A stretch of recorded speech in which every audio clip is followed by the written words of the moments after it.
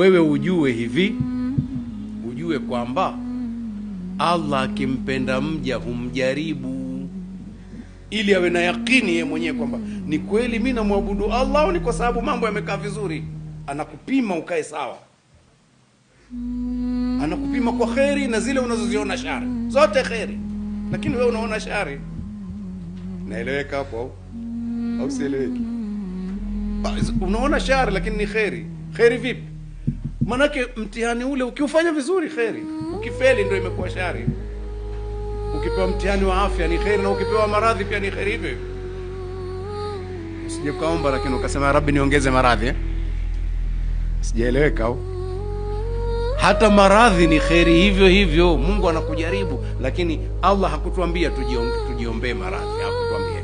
Na akasema tuseme Rabbana wala tuhammilna mala taqata lana. Allah usitubebeshe tusioweza kuyabeba. Utubebeshe kidogo kidogo, lakini kubebeshwa lazima. Sawa?